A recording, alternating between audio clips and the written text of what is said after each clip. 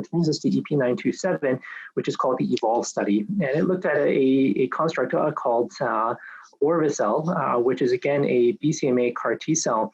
But in this BCMA CAR T-cell, the difference being is that this is in fact similar to the JCAR constructs targeting CD19 for lymphoma leukemia. And that while this is a traditional BCMA CAR T-cell design, the finished product is balanced to have a 1-to-1 ratio of CD4 and CD8 effector T-cells. The theory is that this balance may provide a better clinical impact as it is more supportive for the CAR T-cells overall and skews towards a higher central memory phenotype once it's been given to patients. So this too is an update. So Orvacabtagene or EP927 abstract was originally presented just a few months ago at ASCO 2020. So this is an update of that data. So 51 patients treated. It's interesting to see that the median prior lines was 6 prior lines of therapy, sandwiched in between that of the CARTITUDE study and VB2121, but the range still was 3 to 18. So overall, all 3 studies were heavily pretreated. And while again, the majority of side effects were hematologic in nature, there were 2 patients who suffered at least a grade 3 or higher neurologic event or cytokine release syndrome event.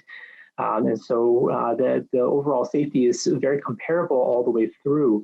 Again, while efficacy was not the main outcome, they did report on this as well, where the objective response rate was 91% overall with a 39% complete response rate and a 25% partial response rate.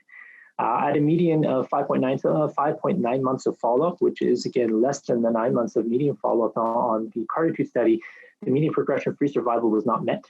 20 out of 29 evaluable patients at the 6-month mark still had measurable CAR T-cells in circulation, which speaks again to potentially of that of this particular product stoking central memory and potentially having a better persistence in patients.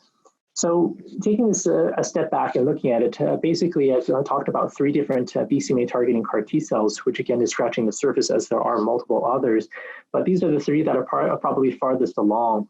All 3 have different unique production differences, either directly in the construct or more so in the finished product itself. While cross-trial comparisons are difficult, these are the decisions that as clinicians we're going to have to decide, much like it is with CD19 targeted CAR T-cells, which of the 3 products that are going to be commercially available do you pick? And that's where you get into the granular details. While the response rates are fairly comparable, does a 100% response rate on the CARTITUDE-1 trial mean much? Well, I think it depends on what the duration of response ultimately ends up being, and that's obviously too soon to tell. The safety of all 3 seems to be relatively about the same as the actual degree of grade 3 or higher adverse events is more or less about the same across all 3 constructs.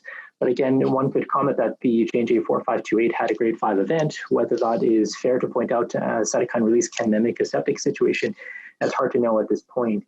Ultimately, while there's no clear winners at this point, it's interesting to see all the different BCMA targeting CAR T-cells be affected in this setting, and it increases the number of trial opportunities that we have as clinicians to offer our patients, which in a multiple relapse setting for myeloma is all we really can ask for at this point, and certainly something that's going to keep patients going, and as well as just an exciting time overall in the cell therapy field.